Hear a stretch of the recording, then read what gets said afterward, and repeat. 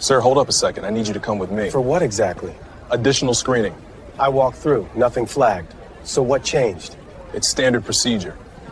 Then be specific, because this doesn't feel standard. Officer Robert Caldwell thought he was just asserting authority over a man who looked suspicious in a quiet terminal. He had no idea he had just made the most catastrophic mistake of his career. Standing before him wasn't just a traveler, but Judge Donald Williams, a federal jurist known for running his courtroom with an iron fist, a man who spent 15 years identifying deception with a single glance. Caldwell is about to find out that the man he's harassing doesn't just know the law, he is the law. Make sure you watch until the end, because the moment the judge reveals his credentials, the shift in power is unlike anything you've ever seen. If you want to see exactly how this random stop turns into an $8.5 million nightmare for the department, hit that subscribe button right now. You won't want to miss how this investigation ends.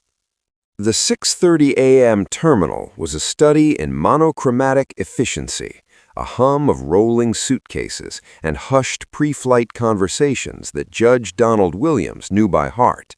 He moved through the crowd with a practiced grace of a man who belonged in high-vaulted spaces, his navy suit sharp against the sterile airport lighting. To the casual observer, he was the embodiment of success, a leather briefcase that whispered of important tallies, and a watch that marked time with judicial precision. He followed the protocol with surgical exactness, placing his belongings in the gray plastic bins and stepping through the metal detector.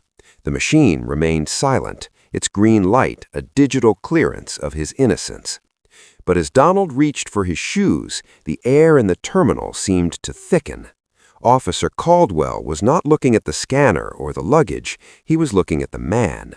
In Caldwell's 8 years of service, he had developed a narrow, distorted lens that filtered the world into categories of compliance and suspicion.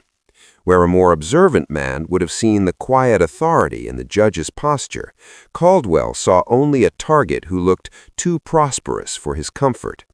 With a firm, authoritative tilt to his chin, Caldwell stepped forward, his hand resting near his belt. "Sir, hold up a second. I need you to come with me," he commanded, his voice cutting through the morning calm.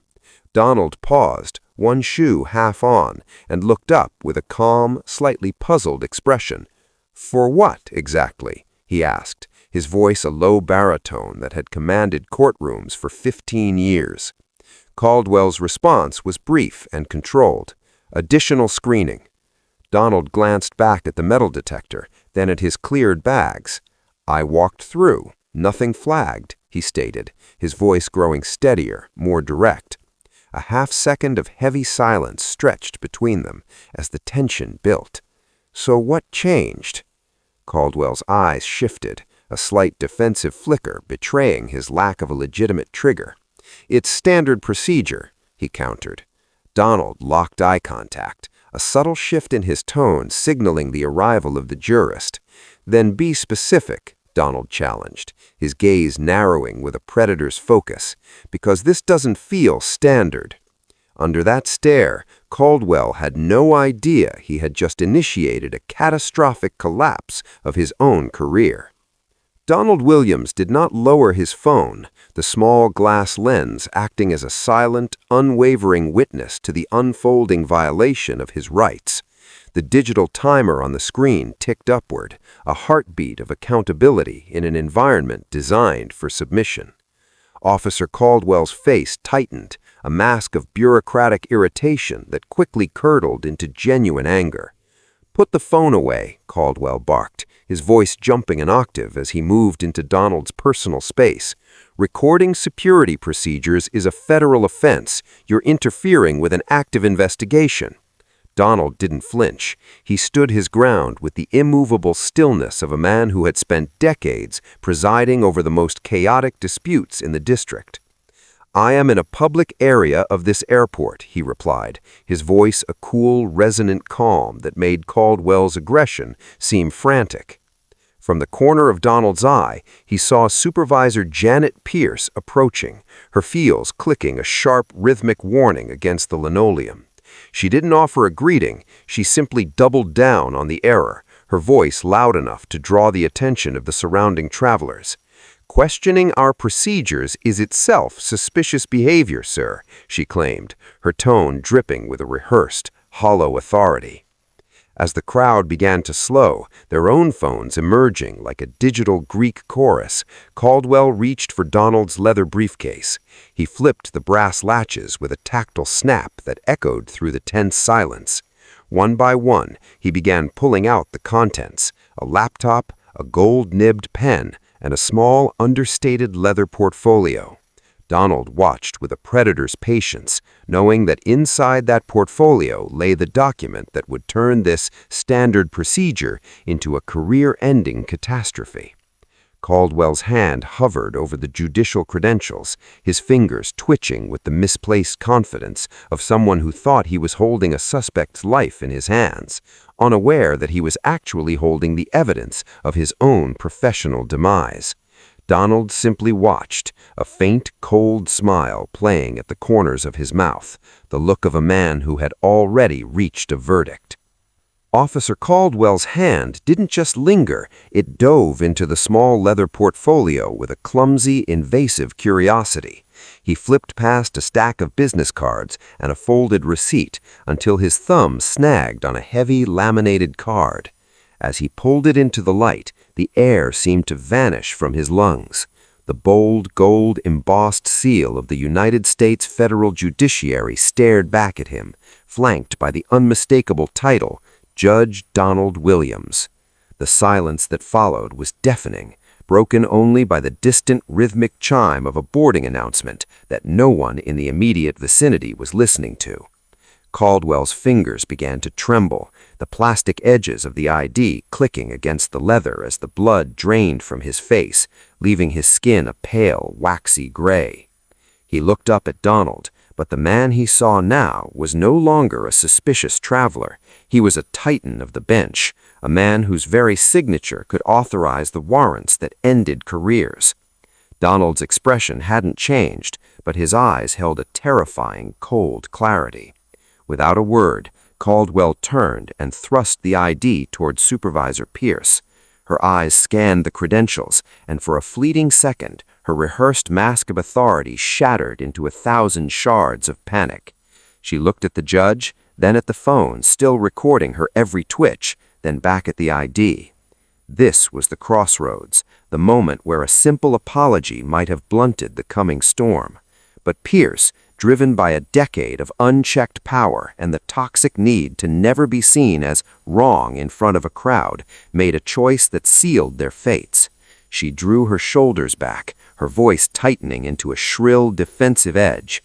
"Judicial credentials don't exempt anyone from security screening," she announced, her voice ringing out like a desperate challenge to the onlookers. "We will continue our procedures. Power on the laptop." Donald simply took a deep breath and closed his eyes for a moment. He didn't pull rank or demand a manager. Instead, he stepped back and allowed the trap to spring. He wanted them to go all the way. He wanted every single violation documented for the federal investigators he knew would be knocking on their doors by morning. The boarding call for his flight echoed through the terminal, a final invitation to leave the chaos behind, but Donald didn't move. He watched with a clinical detachment as Officer Caldwell's hands continued to shake, the young man's bravado having dissolved into a visible, frantic tremor. Donald remained a statue of composure, his phone still recording the slow-motion collapse of a career. He wasn't just a victim now, he was a silent architect, gathering every brick of evidence needed for a federal foundation. As the last few passengers disappeared down the jetway, Donald made a deliberate, quiet choice. He would let his flight depart without him. The judicial conference could wait. The pursuit of systemic accountability could not. He spent the next hour in the quiet periphery of the terminal, not as a traveler, but as a hunter of facts. He moved with a predator's smile, approaching the witnesses who had lingered, fellow travelers who had watched the random screening transform into a targeted interrogation. With the same precision he used to draft a life-changing sentence, he collected names and recorded statements, his notebook filling with the testimony of those who had seen the line crossed. Between conversations, he used the airport's network to peel back the layers of Caldwell and Pierce's professional histories, uncovering a complaint graveyard of previous travelers who had been silenced by a broken system. He wasn't just filing a complaint, he was constructing a war room. By the time the afternoon sun began to slant through the high windows, Donald had already initiated the first of several high-stakes phone calls to the United States Attorney's Office. The wheels of a federal investigation were already in motion, fueled by a 20-minute video that would soon become the centerpiece of a national scandal. Caldwell and Pierce were still at their posts, unaware that the man they had tried to intimidate had just set a trap from which there was no legal escape. The following morning, the sterile administrative offices of the airport became the epicenter of a clinical, high-stakes dissection.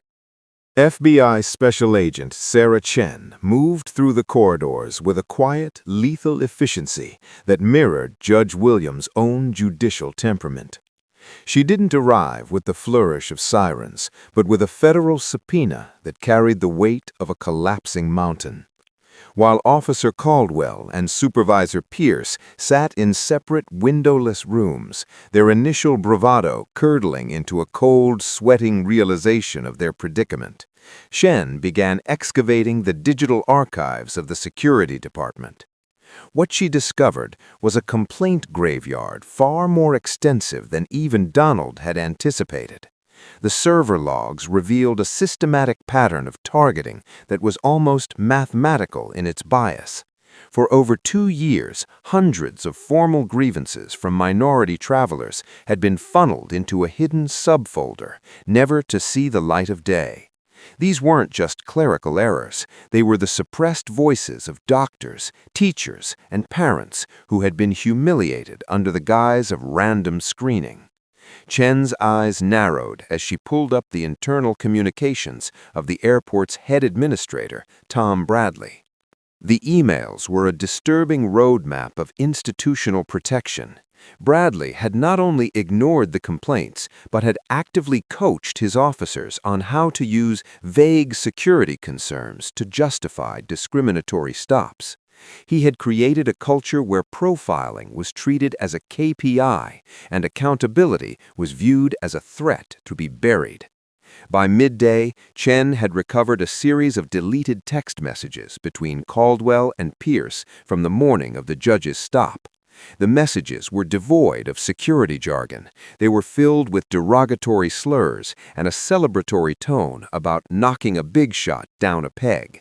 The digital smoking gun was no longer a theory. It was a cold, hard fact resting on Chen's screen, proving that the encounter with Judge Williams wasn't an isolated mistake. It was the inevitable climax of a corrupt empire. The digital discovery was only the beginning of a fierce, high-stakes showdown that shifted from the airport terminal to a sterile federal deposition room.